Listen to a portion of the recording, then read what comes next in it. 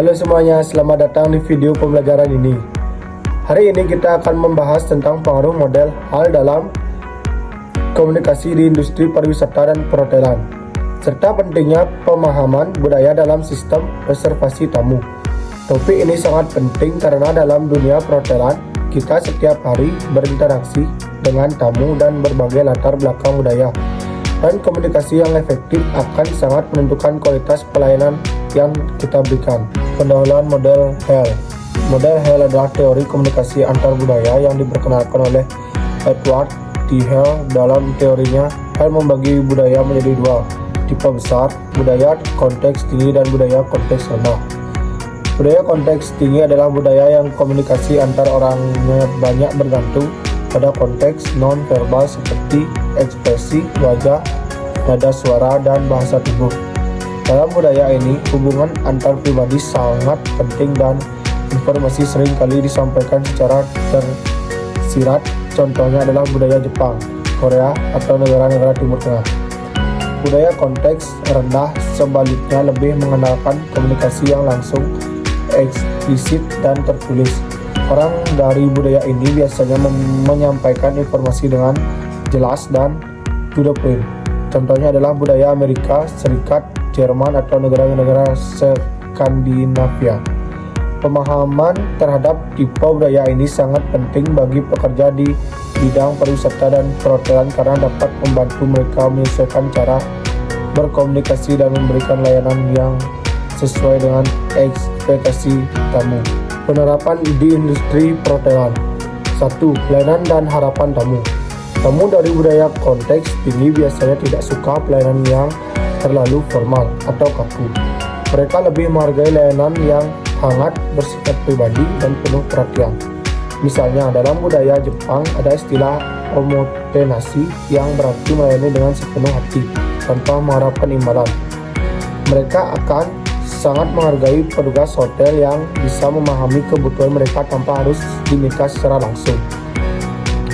Sebaliknya, tamu dari budaya konteks rendah lebih suka jika segala sesuatu dijelaskan secara rinci. Mereka ingin tahu tentang fasilitas hotel, jadwal layanan, peraturan, dan harga. Semuanya harus transparan dan tersedia secara tertulis.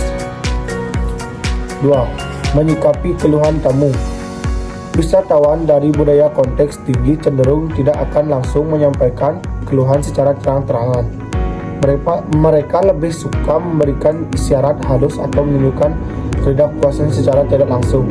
Petugas hotel harus peka terhadap hal-hal ini. Sedangkan wisatawan dari budaya konteks rendah akan menyampaikan keluhan secara langsung, baik secara lisan maupun tertulis.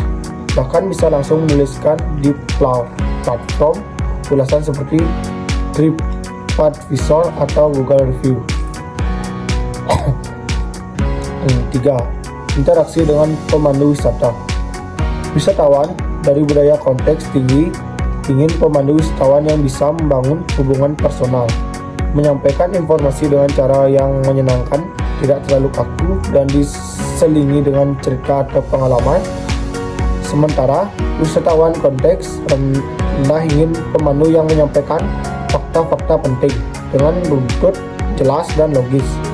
Mereka ingin tahu jadwal yang pasti dan informasi yang akurat. 4. Proses negosiasi dan reservasi. Dalam budaya konteks tinggi, negosiasi sering dilakukan secara tidak langsung. Hubungan personal dan kepercayaan menjadi dasar dalam mencapai kesepakatan. Dalam budaya ini, terlalu to the point bisa dianggap tidak sopan. Sedangkan dalam budaya konteks rendah, semua hal harus dibicarakan dengan jelas sejak awal. Mereka ingin tahu harga pasti, detail layanan, dan syarat-syarat reservasi tanpa basa-basi. Sistem reservasi di industri perhotelan. Reservasi merupakan proses awal yang sangat penting dalam pelayanan perhotelan. Dulu reservasi dilakukan secara manual seperti melalui telepon, surat, atau fax. Hal ini sangat rentan terhadap kesalahan-kesalahan pencatatan dan memakan waktu.